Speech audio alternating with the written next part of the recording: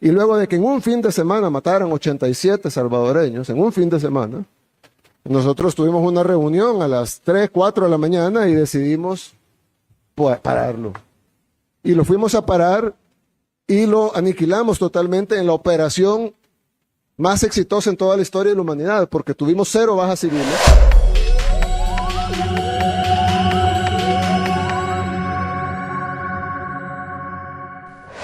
Al presidente de El Salvador, Nayib Bukele, ojalá la estadía aquí en Costa Rica haya sido muy placentera y muy pura vida, como decimos nosotros. Y aprovechando que tengo pues a 2 presidentes, don Rodrigo, a usted usualmente le hago alguna consulta, voy a aprovechar que está el mandatario de El Salvador, gracias, ya tengo la autorización, ¿verdad? Entonces, quería hacerle la consulta, 2 preguntas muy puntuales. Esto es porque el método Bukele tiene cerca de 30,000 presos inocentes en su país, según la organización Socorro Jurídico Humanitario. Considera que para evitar la crisis de seguridad que actualmente vive en nuestro país, debería de replicarse el sistema y qué garantiza que una vez que usted salga del poder, pues su método se mantenga. Esa sería una de las preguntas. Apenas me conteste esa, pues haría la segunda.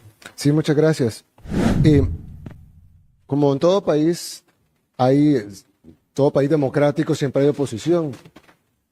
Y pues la oposición es nociva y a la vez es sana. Es una de esas paradojas son esas paradojas de la democracia en donde, como decía Winston Churchill, es el mejor sistema que conocemos, ¿verdad?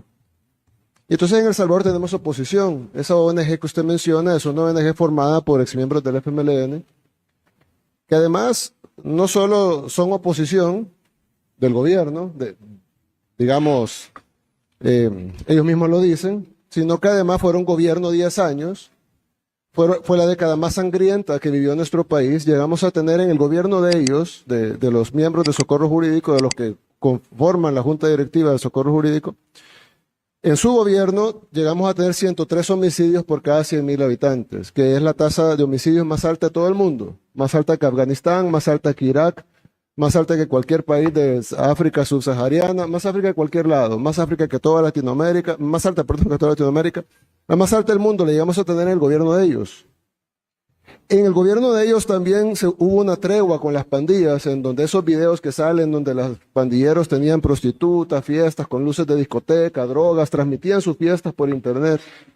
Fue en el gobierno de ellos, los de Socorro Jurídico, y esas ONGs no son los únicos. Hay otra que se llama Cristosal también, que son del FMLN, básicamente, de organizaciones de izquierda, y hay otras, un movimiento que se llama Movir también. Y ellos han inventado esta cifra de 30,000 inocentes, la cual yo les digo, bueno, obviamente en todo país del mundo no hay ninguna policía del mundo que sea perfecta. Y la razón de que no hay ninguna policía del mundo que sea perfecta, y cómo puedo afirmar eso, es porque en todo el mundo hay sistemas judiciales, y hay fiscales, y hay abogados defensores. Si las policías fueran perfectas y solo arrestaran 100% culpables, no habría necesidad de llevarlos a un juicio, donde hay un fiscal y un defensor y un juez, porque obviamente si el 100% son culpables, entonces mejor nos ahorramos el sistema judicial, nos ahorramos los fiscales, nos ahorramos las acusaciones, nos ahorramos las apelaciones y nos ahorramos los abogados defensores que cobran caro. Y la Procuraduría, no tendría sentido que exista, porque pues todos son culpables. Entonces es sabido que en El Salvador, como en Costa Rica, como en Francia, como en Alemania, como en Inglaterra, como en los Estados Unidos, hay inocentes capturados. Eso pasa en todos lados y parece un sistema judicial que los libera.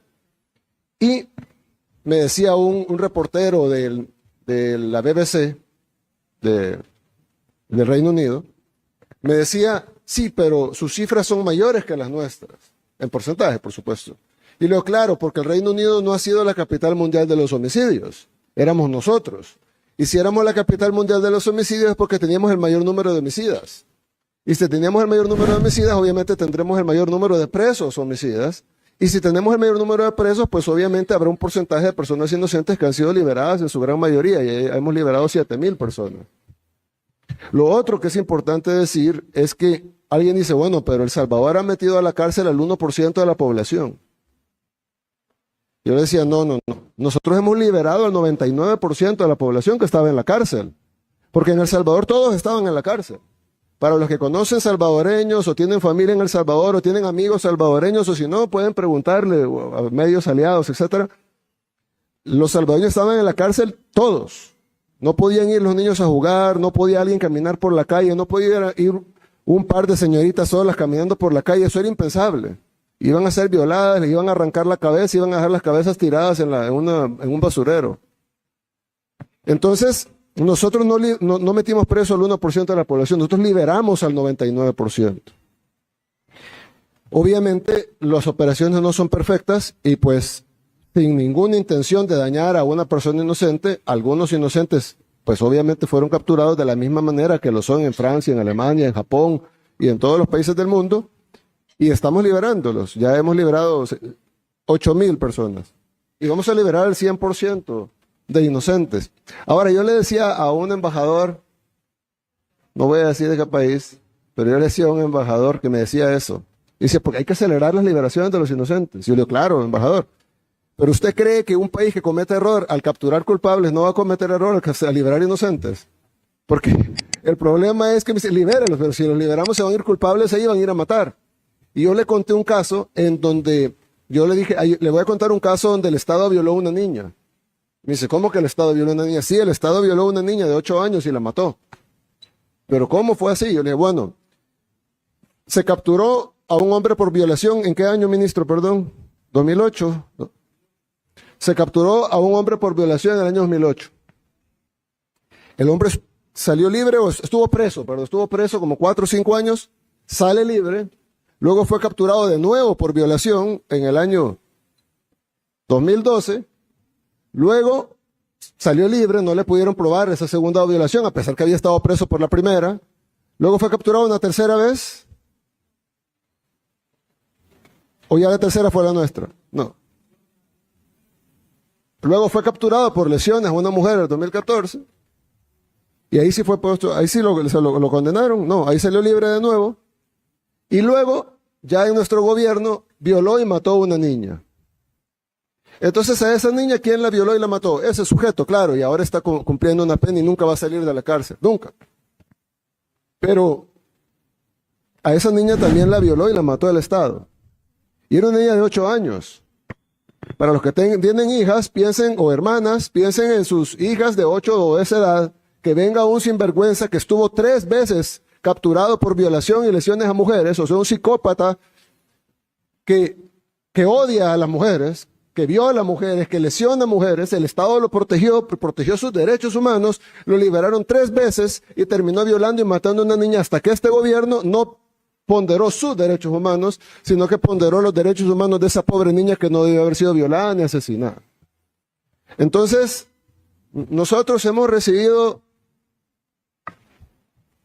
200 lecturas de moral de personas que no conocen lo que nosotros vivimos, que nunca nos dieron una solución que fuera factible. El Salvador probó de todo, la OEA incluso patrocinó una tregua completa en donde el secretario general de la OEA, Insulza, llegó ahí a abrazarse con los pandilleros, los pandilleros les entregaron unas armas en gesto de buena voluntad. El secretario general de la OEA en ese tiempo, Miguel Insulza, recibió las armas de los pandilleros, llegaron incluso sacerdotes a bendecir la tregua, le lavaron los pies a los pandilleros para hacer, de una manera farisea, algo que parece cristiano, pero no lo es, porque estoy seguro que Dios no quiere que se violen niñas y que se asesinen niñas de 8 años. Y ahí todo el mundo aplaudía. El modelo de El Salvador debe ser copiado por el resto del mundo. El Salvador debe de exportarse este modelo que tiene un gran éxito. Y luego se supo todo lo que estaba detrás de esa tregua contra las pandillas, pandilleros que fueron entrenados, y ahí están las fotografías y los videos, pandilleros que fueron entrenados en los polígonos de tiro del ejército nuestro. Ahí fueron entrenados los pandilleros a tiro certero, que significa poderle pegar en la cabeza o en el corazón a los salvadoreños, entrenados por el gobierno, con armamento del gobierno. Se desaparecieron $2 millones de armamento del gobierno, en el gobierno anterior, del gobierno de esas personas que ahora están diciendo eso. Y por último, yo les digo que me den la lista de los 30,000 y que me digan cómo llegaron ellos a esa deducción sin haber, porque dicen hay que hacer juicio, ellos son de los que dicen que el proceso judicial no debe cortarse. y debe de agotarse las instancias y llevarse las pruebas de cargo y de descargo. ¿Cómo ellos hicieron sin eso? Nosotros no podemos hacerlo. Nosotros no podemos juzgar a alguien sin prueba de cargo y descargo, sin un proceso judicial. Pero ellos sí. Ellos ya determinaron que hay 30.000 inocentes sin cargo y descargo, sin pruebas, sin juicio, sin oír al fiscal, sin oír a los acusadores, sin oír a los abogados defensores, sin ver ninguna audiencia, sin escuchar los testimonios de nadie. Ellos ya, por sus poderes mágicos, han definido que hay 30.000 inocentes. Yo lo que les quiero decir es de que nosotros los escuchamos a ellos, no a ellos, pues porque ellos son del FMLN, pero sí escuchamos a muchas ONGs, supuestamente defensores y organismos, supuestamente defensores de derechos humanos, y hicimos sus recetas, las aplicamos, pero luego de 150.000 salvadoreños muertos por las pandillas, y luego de que en un fin de semana mataran 87 salvadoreños, en un fin de semana, nosotros tuvimos una reunión a las 3, 4 de la mañana y decidimos pararlo. Y lo fuimos a parar y lo aniquilamos totalmente en la operación más exitosa en toda la historia de la humanidad, porque tuvimos 0 bajas civiles. Todas las operaciones de ese tamaño tienen centenares, si no miles de bajas civiles. Tuvimos 0 bajas civiles, tuvimos 8 bajas de nuestras fuerzas del orden, de héroes nuestros que cayeron en ese combate, y tuvimos aproximadamente, ¿cuántos pandilleros habrán caído en la? 110 pandilleros. Entonces, haber eliminado el crimen del país con más crimen en el mundo, con 0 bajas civiles, 8 bajas de héroes de la fuerza pública y 110 pandilleros, es la operación más exitosa en toda la historia de la humanidad.